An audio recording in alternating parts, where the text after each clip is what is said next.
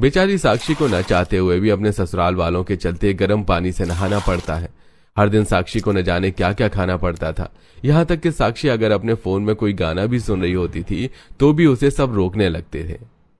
भाभी आप कैसे कैसे सुनती हैं? अगर सुनना है तो हनुमान चालीसा सुनिए, रामायण देखिए। ये सब सही नहीं है। 15 साल के बाद हमारे घर में कोई बच्चा आ रहा है, कम से कम आप तो उसका ध्यान रखिए। बाहर जाने से लेकर कुछ खाने पीने तक साक्षी पर काफी पाबंदी लगनी शुरू हो गई थी। साक्षी हर रोज घर का खाना खा खाकर बोर हो गई थी, इसलिए आज वो बाहर से अपने लिए चाउमीन बर्गर मंगवाती है। लेकिन जैसे ही साक्षी की सास को पता चलता है तो वो उस पर काफी गुस्सा करती है।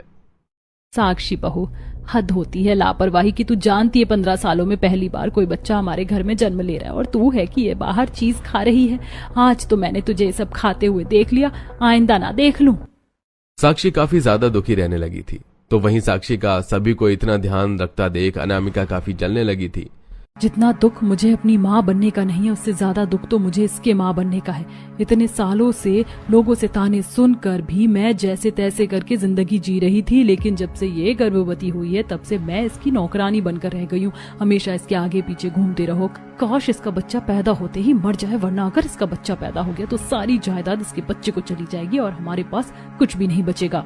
अनामिका अपनी जलन के चलते साक्षी के लिए गर्म पपीता काट कर लेकर आती है, लेकिन इससे पहले साक्षी उसे खाती प्लेट छूटकर नीचे गिर जाती है। सॉरी भाभी, वो गलती से प्लेट गिर गई, मैं बाद में खा लूंगी। फिलहाल तो मैं ये जूस पी लेती हूँ। अपना ये प्लान नाकामयाब होता देख अब अनामिका काले जादू पर उतर आती है और वो एक नींबू में कुछ लौंग आदि डालकर साक्षी के तकिए के नीचे रख देती है। साक्षी जैसे ये देखती है तो वो जोर से चिल्लाने लगती है। सभी लोग भागे भागे साक्षी के कमरे में आते हैं। उस मनहूसियत ने आज तक हमारा पीछा नहीं छोड़ा, ये जरूर किसी काली शक्ति का कमाल है। आप परेशान मत होइए, हम घर में हवन करवाएंगे, सब ठीक होगा। अनामिका अब साक्षी और उसके होने वाले बच्चे से इस कदर जलने लगी थी कि वो अब एक छोटी सी गुड़िया बनाती है और उसमें कुछ मंत्र फूंक कर उस पर सुई चुभाने लगती है। लेकिन आज अनामिका का पति अजय अनामिका को ये सब करते हुए देख लेता है और वो सब समझ जाता है। अजय सभी को इकट्ठा करके हॉल में बुलाता है और अनामिका की सच्चाई सभी को बता देता है। हम तो बेकार में ही बाहर वालों को दोष दे रहे थे, लेकिन असली सांप तो हमारे घर पर है।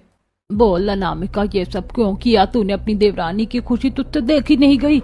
जानती है ना कि पूरे 15 साल के बाद हमारे घर में बच्चों की किलकारी गूंजने वाली है, उसके बावजूद भी तूने इतनी नीच हरकत की। अगर नहीं करती तो और क्या करती? 15 सालों से आप लोगों ने मुझे कितने ताने दिए थे, मैं फिर भी चुपचाप सुनती रही। मैंने तो लाख कोशिश की, लेकिन अगर मैं मां नहीं बन पाई तो इसमें मेरी क्या गलती है? अरे आप लोगों ने तो कहीं बाहर भी मुझे बांझी कह दिया और आज जब साक्षी गर्भवती हुई है तो सब उसकी इतनी तारीफ करने लगे। लेकिन भाभी